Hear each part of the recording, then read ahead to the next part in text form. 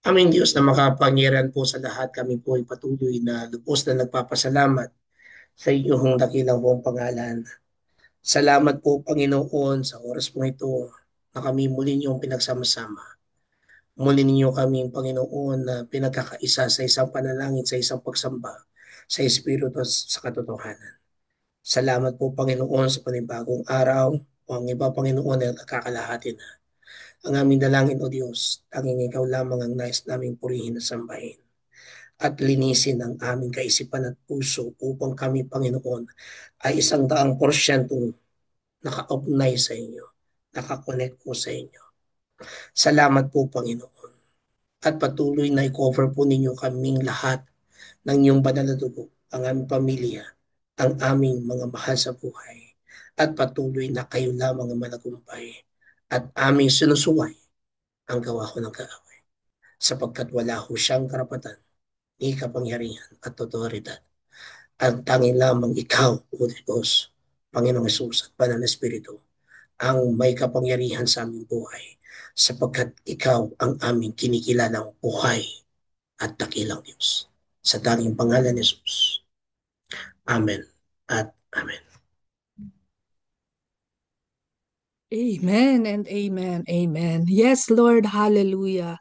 Father, we continue, Lord, to lift up all the praises and glory to you as we come to you right now, O God, and seeking and coming to the throne of your grace, Panginoon. Dala-dala namin, Lord, ang mga bansa, O God, sa buong mundo ito na inyo pong nilikha, Panginoon. Lord, we declare you are the God of all nations. We declare, O God, that you are still the sovereign.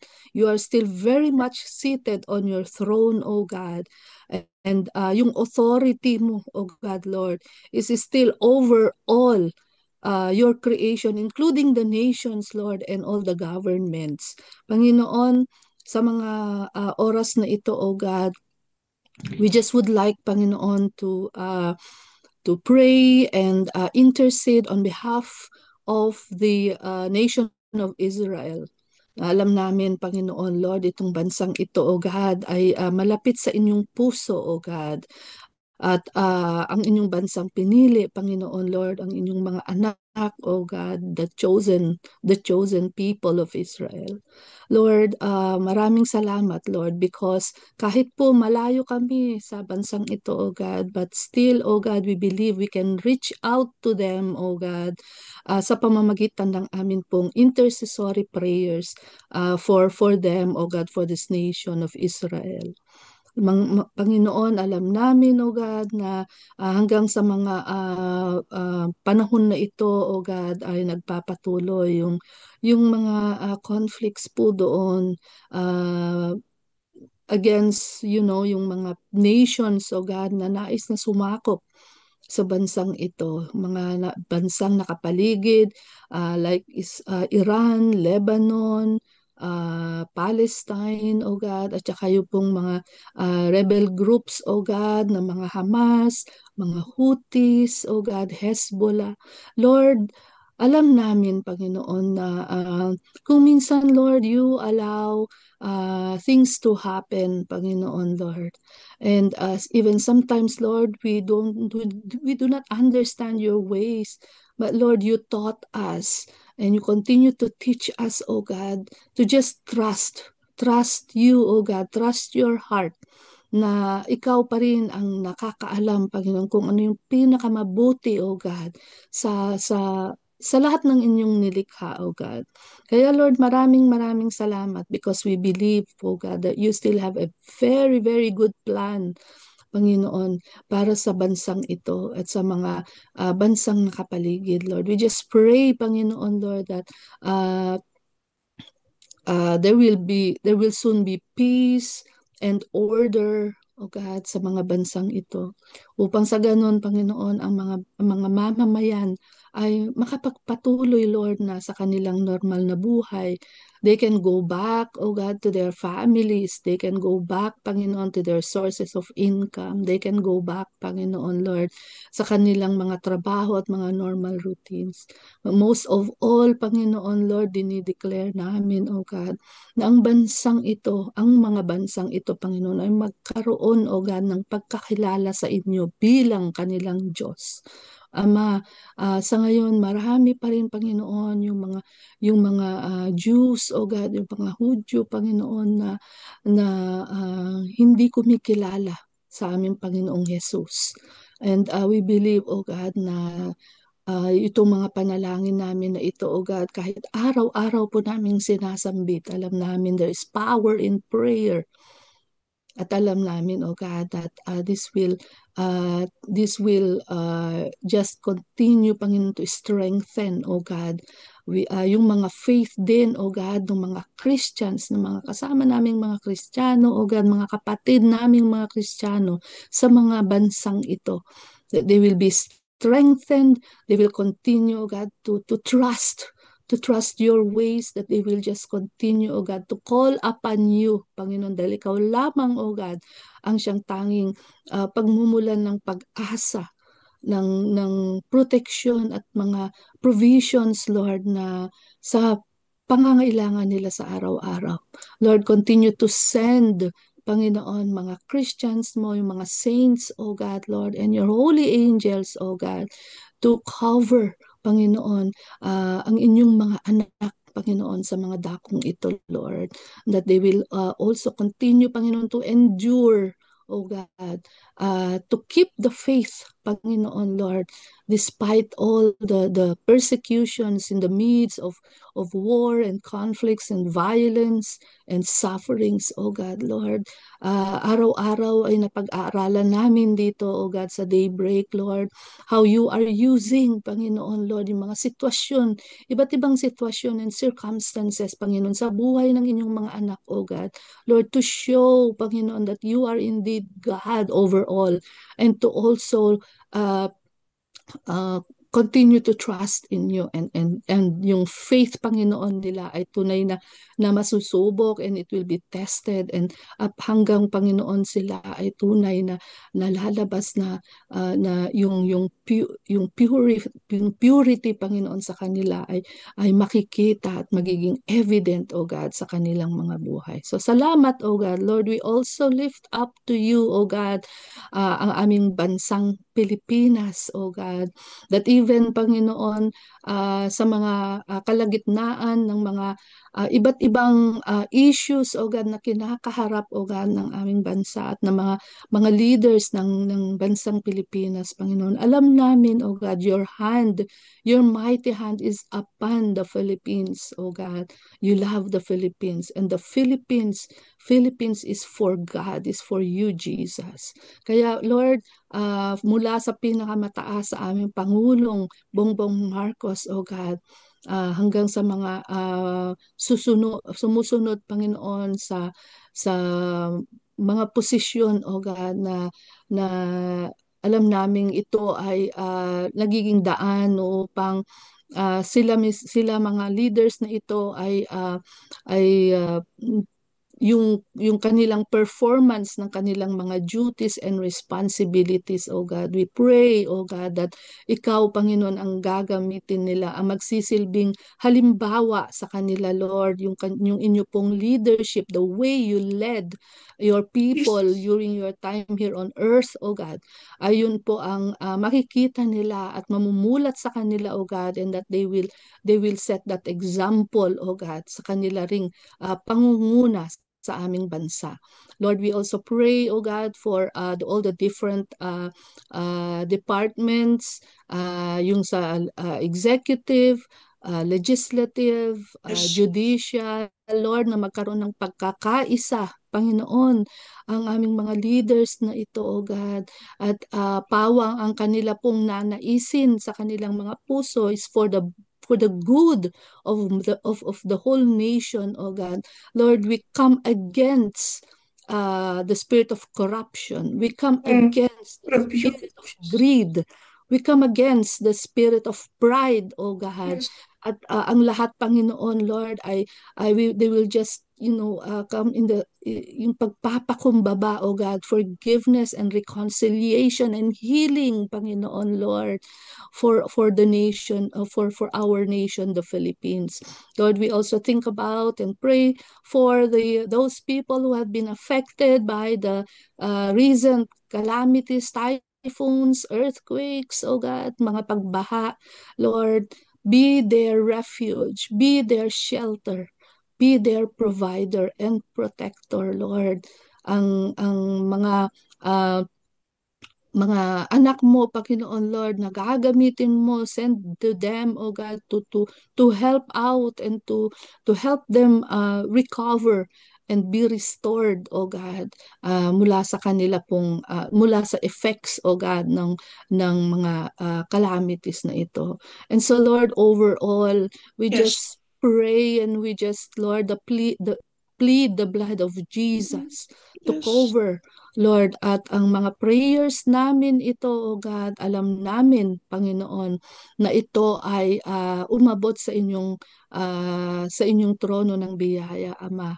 And we entrust everything to you, Lord, under your control, O God, for you are still the God who is almighty and all powerful, ever present, and all knowing God. So, Lord, maraming salamat. We are saying these prayers with so much trust, O God, na ang mga answers na ito, Lord, according to your will and according to your ways and according to your perfect timing, ay matatanggap namin for your glory. In Jesus' name, amen. Amen. Amen and Amen. amen. Yes, Lord, we believe, Lord, that the prayers we are uttering this morning, Lord God, is already heard by you, Lord. But Lord, we are here asking for the forgiveness of our sins so that none of our prayers will be hindered. But all of our cry this morning, Lord God, will be heard by you. And especially now, Lord God, that we are praying for other nations, Lord. And so we declare this morning, God, that dominion belongs to you alone, O Lord, and you rule over all the nations. And we believe, Lord God, and we just want to praise and thank you that you are the God who is in control of everything, and you are seated on your throne as the ruler of all nations. And we just want to say thank you, God, that Lord, because you are in control, you are the God, O Lord God, who created all the nations. We trust in you alone, and we are confident, Lord, that we are safe. All the nations are safe in your holy Yes. hand. And so, Lord, we bring to you, Lord God, Ukraine, Lord God, and Russia. And we pray, Lord God, that, Lord, the calamity that just happened, Lord God, will serve as a reminder, a warning to all the people, Lord God, in Ukraine, especially in Russia, oh God, that the people will really repent and believe in you, Jesus. At the Yes. moment, most of the people still don't believe in you, Jesus, like what is happening in Israel. But, oh Lord, as you have touched our hearts, Lord, may you touch each and everyone's heart in those nations, oh God, that they too, Lord, will be touched by your Holy Spirit. And Lord, they will believe that there is only one Savior, and it is you alone, dear Jesus, the Son of the Most High God. And so also we bring to you the nations of India, Pakistan, Cambodia, Thailand, Africa, USA, Canada, Australia, and all the nations of the world, especially those who experience the natural calamities like typhoons, floods, earthquakes, and even war in the name of Jesus. That it is time for everyone, Lord God, to kneel down, Lord, humble themselves humble ourselves and acknowledge you, Jesus, as the only Savior of the whole world. And so, Lord, whatever, Lord God, they experience, Lord, they know that it is already a warning that Jesus, you are coming soon the second time as the judge of the living and the dead. And time is already short, oh God. And so, Lord, we are here pleading for them, Lord, that may you forgive all the nations in behalf of all the nations, O Lord God, that is written here and even all the nations of the world. Lord, we ask for your forgiveness. Forgive the sins, O Lord God, of all the nations of the world, as you have forgiven us. And everyone will bow their knee to the name of Jesus and will Amen. confess with their mouth that Jesus Christ is the only Savior of the world. Amen. And Lord, we thank you, O God, that though the people at this moment is still depending on their own, we know, God, that by your love and mercy, they will also come to the saving knowledge of our Lord and Savior Jesus Christ. We believe, Lord, that as they believe in you, God, all problems will be solved because the only solution of all problems and conflicts and every, oh Lord God, sufferings because of calamities, only you, Jesus, is the solution. And we just want to say thank you, God, that you are a merciful God. We thank you for your mercy that is new every hangad, O God, kundi maitama po ang lahat sa kanilang pananampalataya tulad ng pagtama niyo po ng pananampalataya po namin. For it is written in John 3:16 that you love the world so much, O Abba Father. That's why you have given us your only Son, Jesus Christ, that whoever believes in Him will not perish but have everlasting life. At wala po kaming ibang hangad, kundi ang hangarin mo na ang lahat ay maliligtas at walang mapapahamak, kundi ang lahat ay magkaroon ng buhay na walang hanggan. Na Lord God, sa mga nangyayari sa ngayon, Lord, we thank you because, Lord God, you are giving us yet a warning, O God. Hindi lamang po biglaan na darating na lang po yung hukom, O God, na katulad ng nangyari sa panahon ni Noe, na basta na lang po nalunod ang mga tao na hindi nakapagsisi. Pakinggan niyo po ang aming mga panalangin sa mga bayan na ito, sa lahat po ng tao. Jesus. And thank you, God, that all the nations belongs to you. All the Yes. nations are taken care by you. All the nations you want, oh Lord God, to belong to you. And we declare this morning once again that dominion belongs to you alone, Lord Jesus. And you rule over the nations. And you Jesus. love the nations so. In Jesus' name I pray. Amen. Amen. Amen. Amen. Oh, Pastor Edric. Yes, Abba Father, Lord Jesus, and Holy Spirit, we come before the very throne of your grace. You are faithful God, you are awesome God, you are great God sa buhay po ng bawat sa amin. And we plead before the throne of your grace, O Lord, for your healing grace and your healing touch be upon your people. One, I pray and I declare for physical healing, Lord, na maaaring may makaramdamang physical.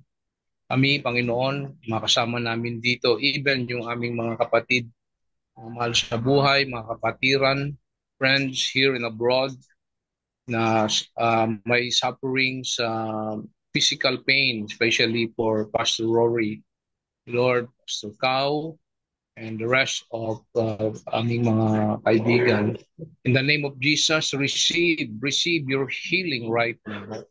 Touch them, Lord, mula ulog ng talampakan at maranasan nila ang iyong pagkilos. And I pray in the name of Jesus, orderliness sa kanilang lupang katawan, even in the midst of their sickness, O Lord, ay makita nila ang Diyos na makapangyarihan sa lahat. Na patuloy, Panginoon, ang kagalingan, kaayusan, restoration of health, supernatural strength and healing ay maranasan po nila so that they will use their health and life to glorify and minister before your people, Lord. Lord, I also pray, O God, Jehovah Nissi, healing of peace, O God, sa aming mga kapatid. May mga kaguluhan, may mga nararamdaman sa kanilang kaisipan na hindi mabuti, Panginoon, because of stress, fatigue. I pray in the name of Jesus, your name, Jehovah Shalom. Peace be upon them, O God. Heal them, O Lord, in their mind, O God. Karoon sila ng kapayapaang nagmumula po sa inyo sa gitna ng maraming mga kaguluhan, maraming mga kabalisahan, worries sa kanilang mga buhay. And I rebuke in the name of Jesus, these worries will turn into worship, Lord. Their trials will turn into testimonies, and their testimonies turn into triumph sa kanilang buhay. Lord, thank you because you are our Jehovah Shalom. Lord, also I pray and I release, oh God, your great name, Jehovah Makadesh, our righteousness, O Lord, sa aming mga buhay. I pray for spiritual healing, Panginoon, sa bawat mga iglesia, bawat denomination, Lord. And sometimes, O God, ang righteousness ay nababaluktot because of some personal motives of the religious people. So I pray, Lord, your restoration of your righteousness, O God, sa buong iglesia, Panginoon, sa mga leaders, bishops, pastors, deaconesses, and even mga members. I pray for spiritual healing, O Lord. That righteousness, O God, ay maghari, biblical truth, and holiness, O God, ang siyang magbigay ng way para po sa spiritual healing. So Lord, salamat po. At kami po ay nakakasigurado because you are God, you are faithful, you are sovereign, and you are in full control. All healing in all areas, physical, spiritual, even financial, O God. I pray for about sa amin, Panginoon, sa aming family, sa aming mga iglesia, O God, yung pong financial breakthrough, financial healing.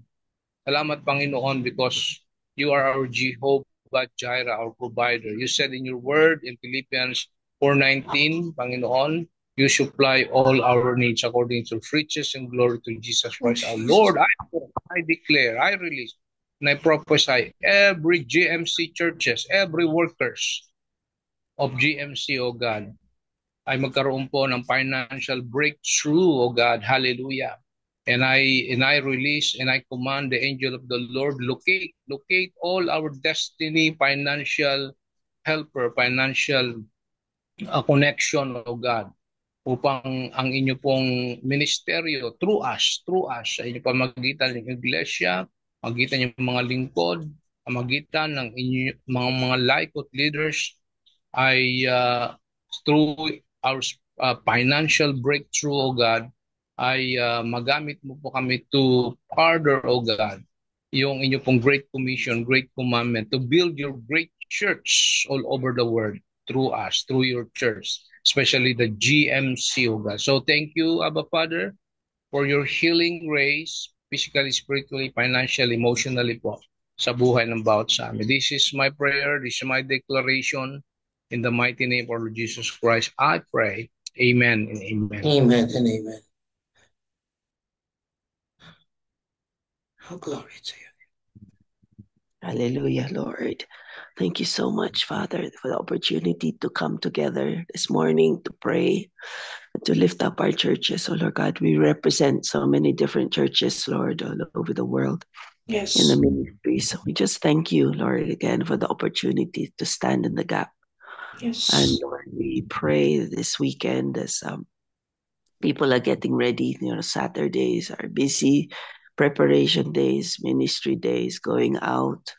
And we pray, Lord God, that every church, every ministry would bend the knee, that they would know, Lord God, that the power behind everything is the prayer, is the communion with you, Lord.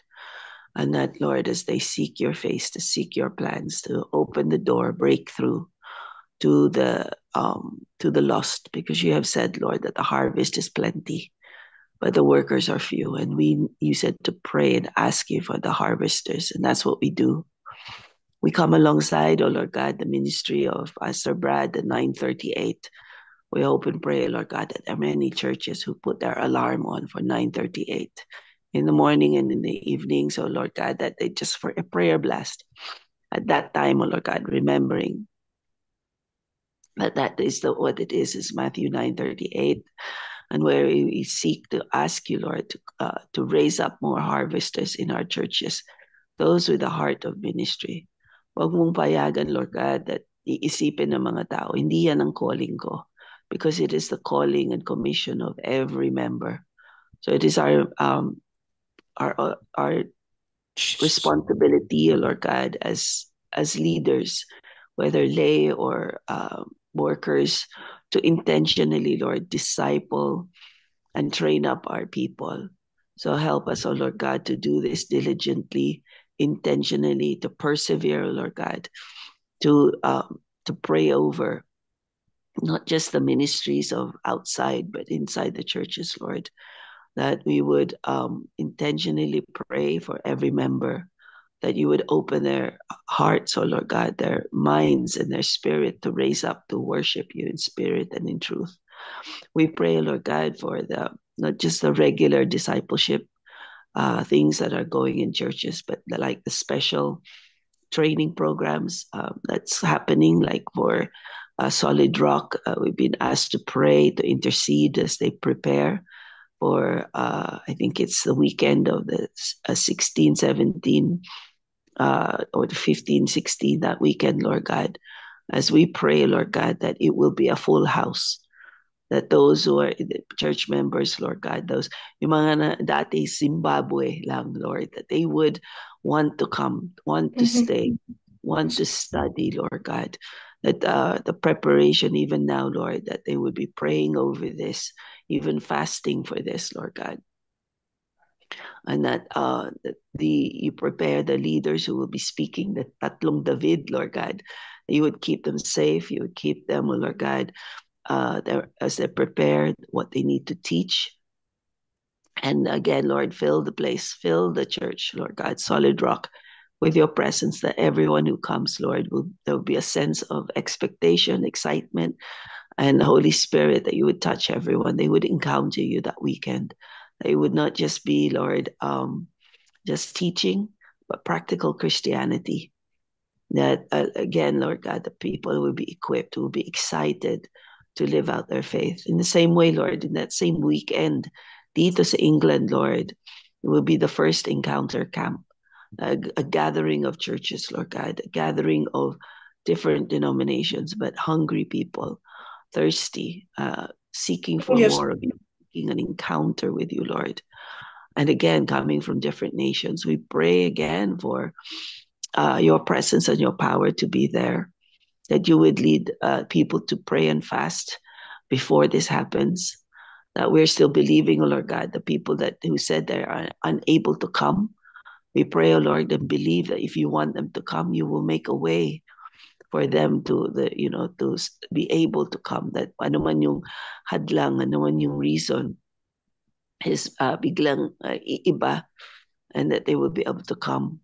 We pray, Lord God, that again, provisions, we praise you and thank you, Lord God, for the venue nakita namin kahapon. We just thank you, Lord God, for that favor. And we pray for good weather, because we want to not just be inside, but outside. We pray, Lord God, that as we have the opportunity to train up the children, that these children, oh Lord God, would have such a powerful encounter with you, that their prayer life, their Christian life will not be just because dinadala sila sa church, but that they will want, oh Lord God, to know you and to Yes po. have a relationship with you from such a young age. At holy inggit, oh Lord God, yung mga older generation, that they too, Lord God, would have a vibrant encounter with you, Lord God. And that we pray that those who come from for whether for a day long or for the weekend will, would just have such an encounter with you, and the decisions that need to be made, the questions that need to be answered, Lord God, during the question and answer time will be answered. Lead and guide, oh Lord, the leaders. Lead and guide, oh Lord God, those who will speak. We pray, Lord God, for Pastor Luther, that in his busyness, Lord God, in juggling family, ministry, work, that he has made time for this. And we pray that you would give him favor in his airline ticket. You'll give him favor with his Asbury, that they will release him for that time. And that, Lord, that it will be such a blessed time for all the teachings, for all the worship. We pray for that. And for the rest, oh Lord God, the ministries that others that have not been mentioned, that we may not know, the regular ministries, that our church services, Lord, in our churches, both in the Middle East, Europe, US, dito in the Philippines, Lord. Again, may you be worshipped in spirit and in truth. That you would, or even, Lord, if I may add, the plans for the upcoming missions training. Give, oh Lord God, open the doors, whether it should be in September or February or March. Let the availability of all the people that are expected to go, mga lay leaders, mission leaders, the pastors. We pray, oh Lord God, that this will happen.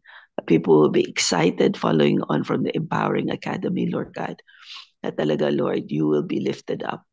We pray, oh Lord God, for our other brothers and sisters of other denominations. This is not just about GMC, but all the other denominations, oh Lord God, that are represented here.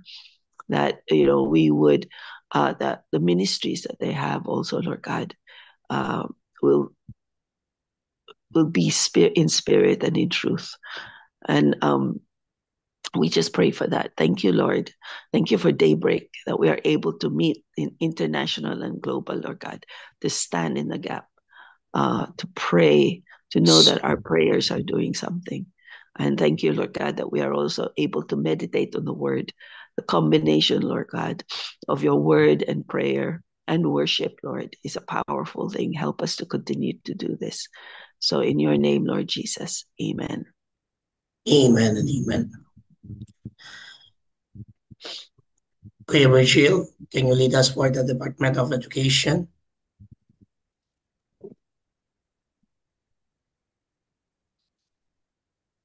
Hallelujah.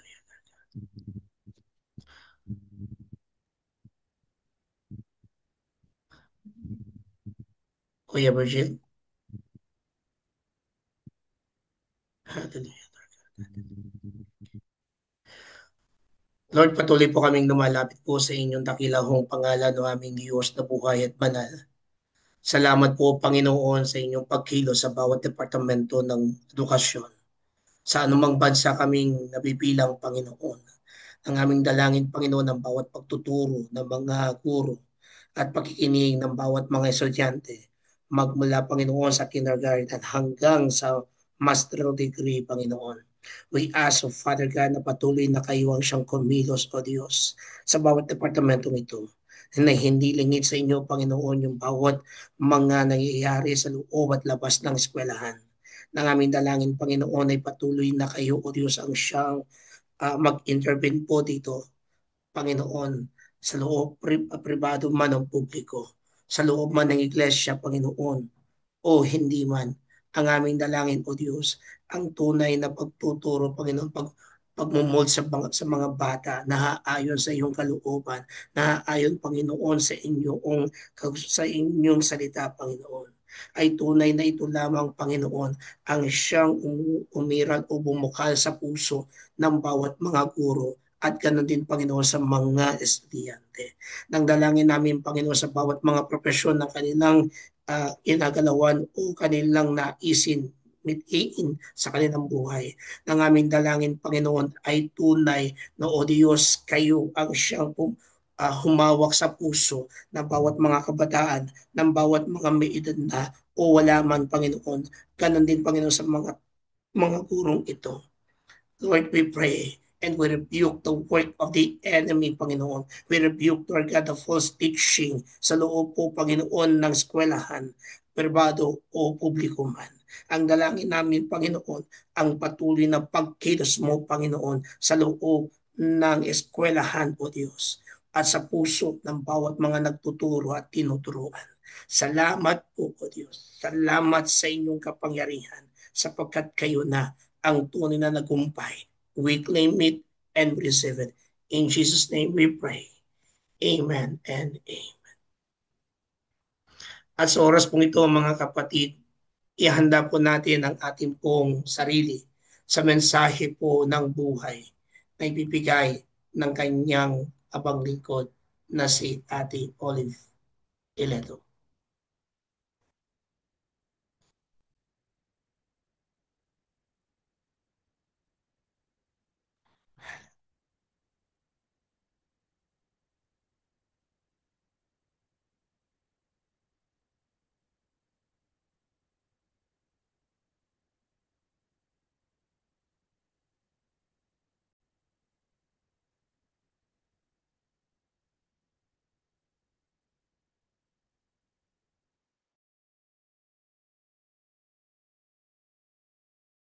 Isang magandang araw po sa ating lahat.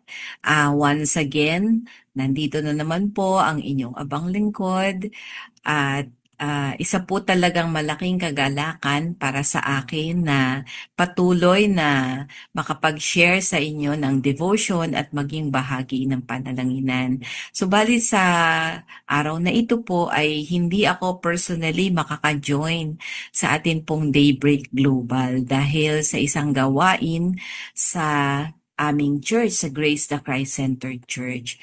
But nevertheless, isa pa rin pong kagalakan para sa akin ang makapaglingkod sa ating Panginoon kahit sa pamamagitan lamang po ng pagre-record ng video o ng devotion na ito. Bago po tayo magpasimula, tayo po muna ay sandaling manalangin. Hallelujah. Yes, Abba Father, dear Lord Jesus Christ, and dear God the Holy Spirit. Isa po, Panginoon, malaking kagalakan at malaking pribilehiyo na kami, Panginoon, ay makapaglingkod sa iyo. Salamat po sa lahat ng mga opportunities na ipinagkakaloob mo sa amin. Salamat po sa kalayaan na kami ay sama-samang mag-aral ng iyong salita. Salamat po, Panginoon, sa kalayaan na kami ay sama-samang manalangin, sama-samang makipagniig sa iyo, Panginoon. Sama-sama, Panginoon, na sumamba. Sama-sama, Panginoon, na mag-aral. Salamat po, Panginoon, sa kalayaan na ito, sa pribilehiyo na ito. At Lord, dalangin ko ng bawat isa na naririto, Panginoon, sa gawaing ito, ay pagpalain mo. Simula, Panginoon, sa mga namumuno o coordinators ng Daybreak Global na ito, Lord, kay Pastor Rory, kay Sister Finette, at sa iba pang mga kapatid, Panginoon, na faithfully, Lord God, ay naglilingkod sa iyo at nananalangin. Salamat po, Panginoon, sa iyong mga salita, sa mensahe na iyo pong inihanda sa amin sa araw na ito. At Lord, naririto po akong muli. Gamitin mo po ako, Panginoon. Ang aking mga labi, ang aking puso at buong buhay ay sa iyo. Panginoon, pagpalain mo po ang aming pag-aaral na ito.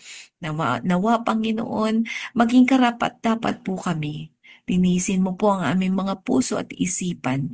At dinideclare ko po, Panginoon, na kung saan man kami naroroon ngayon ay sacred space po yun.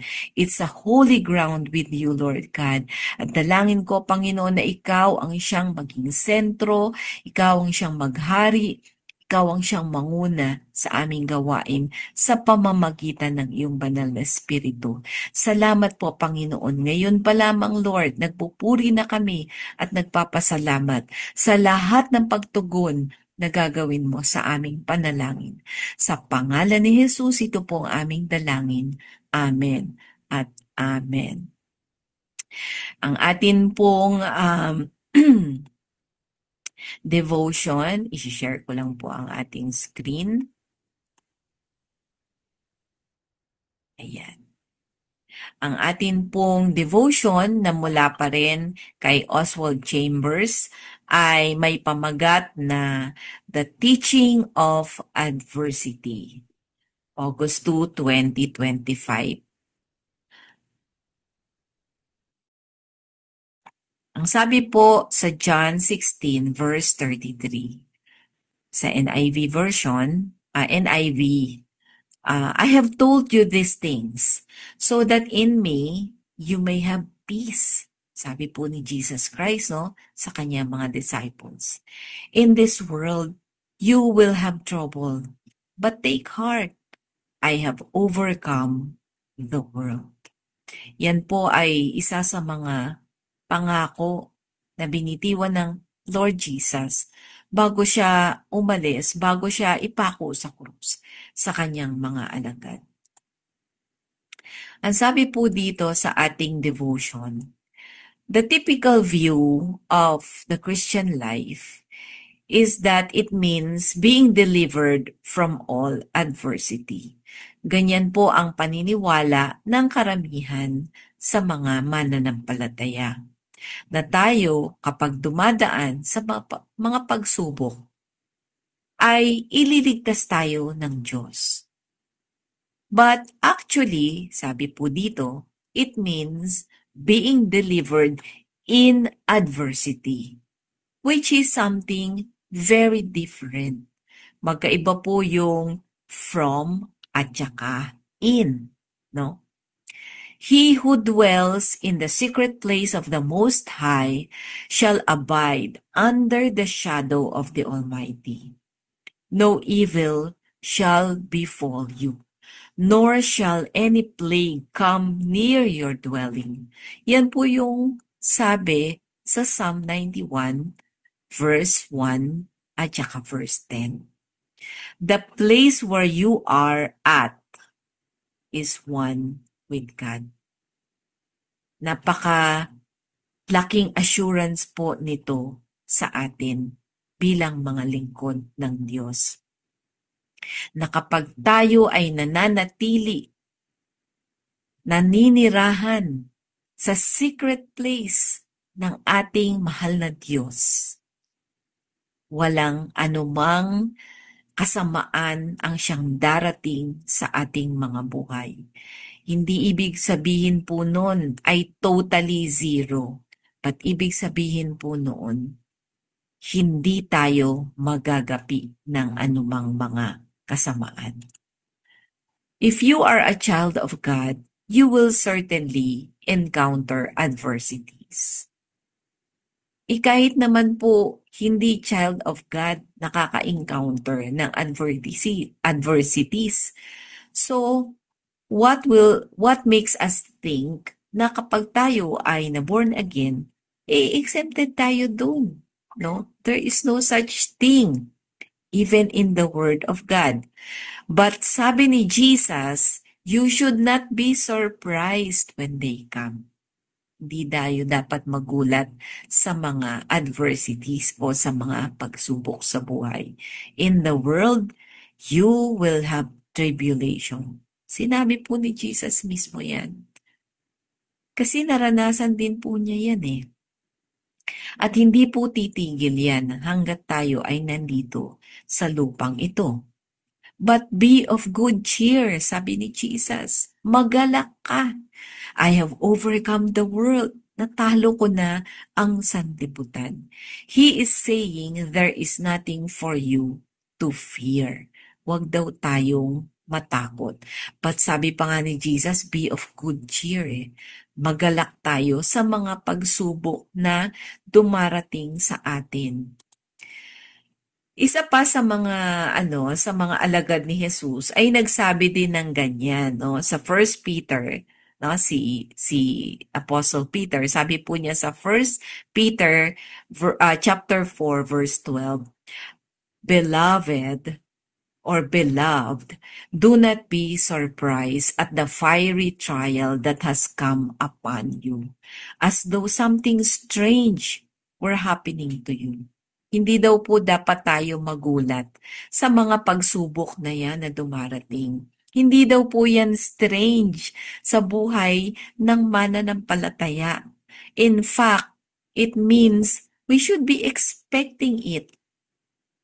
Every trial, every adversity is an opportunity for us to experience the deliverance, experience the power, experience the presence, experience the miracle of God. Yan po ang paniniwala ko. Kaya kapag may adversity po, sinasabi ko sa Panginoon, wow Lord, ito ulit, binibigyan kita ng opportunity para i-bless mo ako sa pamamagitan ng trial na to. To continue po, sabi dito, the same people who refused to talk about their adversities before they were saved often complain and worry after being born again, because they have the wrong idea of what it means to live the life of a saint. So may mga bagong born again na merong maling kaisipan, na kapag na born again, yun nga nabanggit ko kanina, ay hindi na tayo dadaan sa mga pagsubok. Sabi nga po dito, they have the wrong idea. And I hope and I pray that lahat tayo dito sa Daybreak ay hindi na wrong idea about adversities. But instead, we are already one with God in times of adversities. God does not give us overcoming life. Di daw po yan ang prinamis ng Lord. He gives us life as we overcome.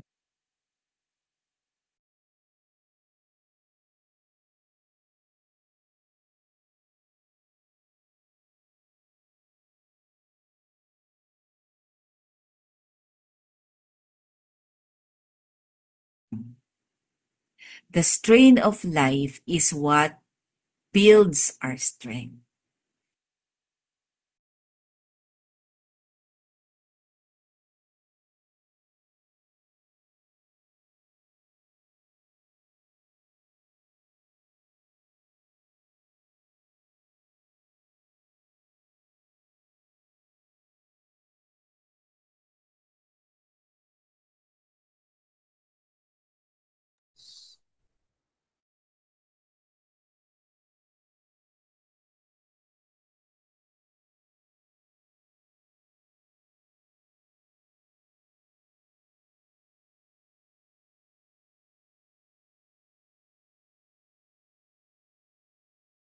If there is no strain, there will be no strength. Ulitin ko po, God does not give us overcoming life. Hindi po yun eh. Hindi yung buhay na tumatalo or sumusuko sa mga pagsubok. Ang ibinigay ng Diyos sa atin, He gives us life as we overcome.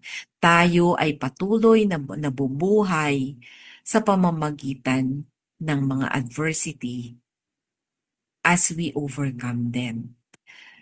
Yung pong bigat ng buhay, the strain of life, is what builds our strength. Yan po ang nagpapalakas sa atin. Yan po ang nagpapatatag sa atin. If there is no strain, sabi dito ni Oswald Chamber, there will be no strength. Hindi tayo lalakas at titibay at tatatag kung walang mga pagsubok sa buhay. At yan po ay bahagi ng pagpapalago ng Diyos sa atin at sa ating pananampalataya.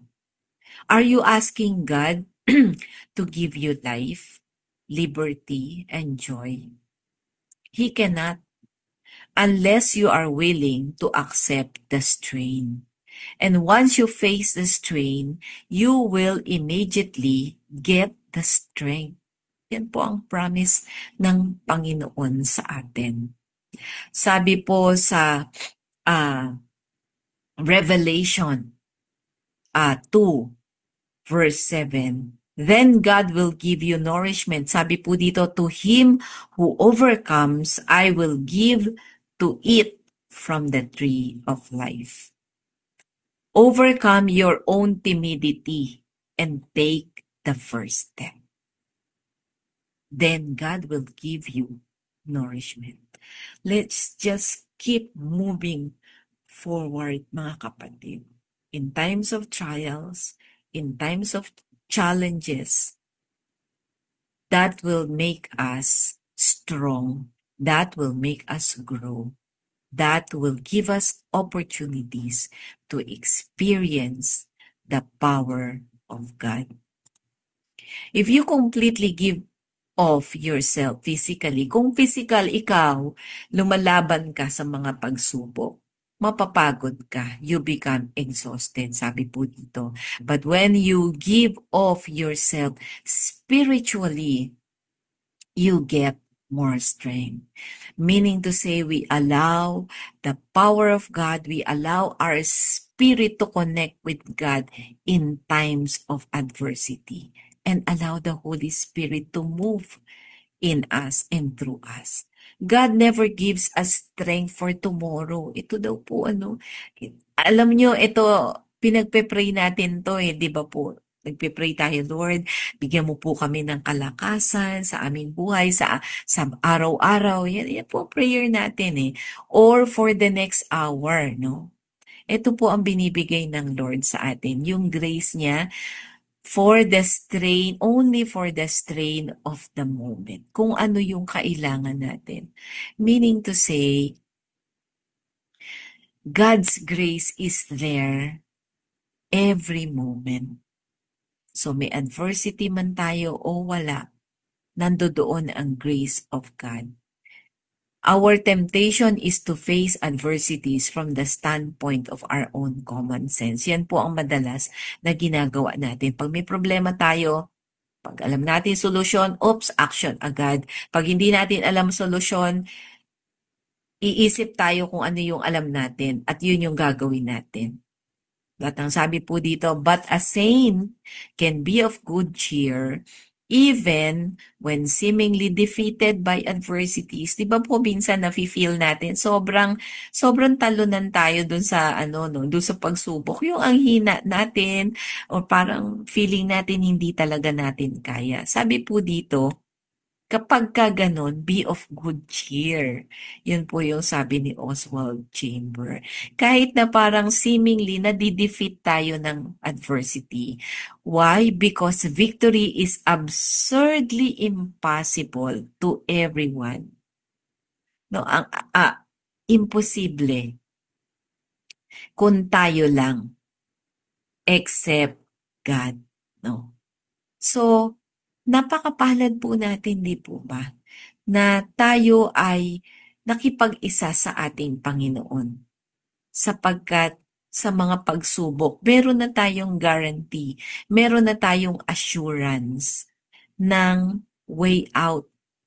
Di ba? Prinamis naman ng Lord yan. God will provide our way out. And God will give us the grace to overcome ang ating mga adversities. So, yan po ang mensahe na ating tinatanggap at ibinibigay ng Panginoon sa atin. At dalangin ko na nawa, patuloy tayong maging malakas patuloy tayong maging matatag. Samahan niyo po ako sa panalangin na ito, pagtanggap ng biyaya ng Diyos.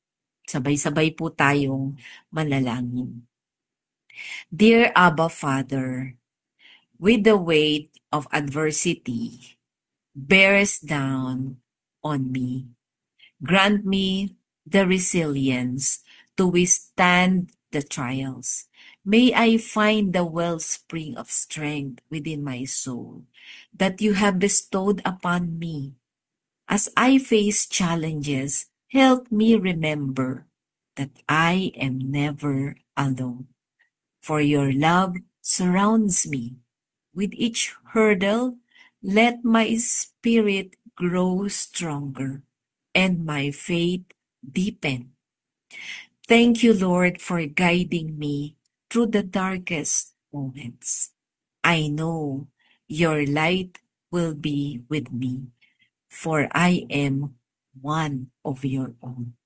By the power of the Holy Spirit, in the mighty name of your Son, Jesus Christ. This we pray. Amen and amen. To God be the glory. Purihin ng Panginoon. Ang biyaya ng Diyos ay sumainyong lahat. In Jesus' name, amen and amen.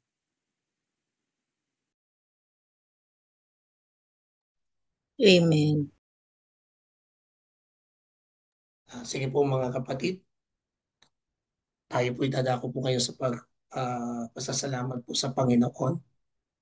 At aking pong hinihiling po, Attorney Cheryl, can you close us for the Thanksgiving prayer? And we will receive the benediction. Thank you po. Sige po. Lord Jesus, we thank you so much for this wonderful day.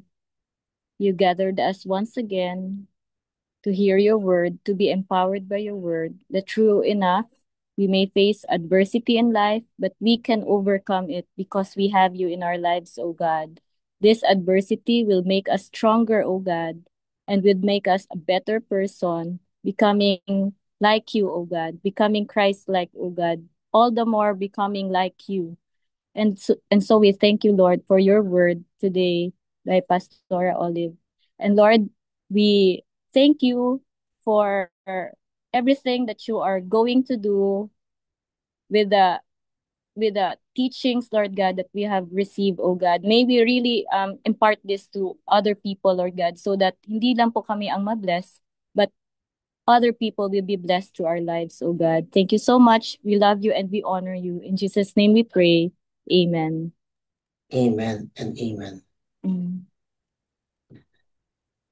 Dear my Yes. brothers and sisters in Christ, receive the benediction of our God, the Father, the Son, and the Holy Spirit.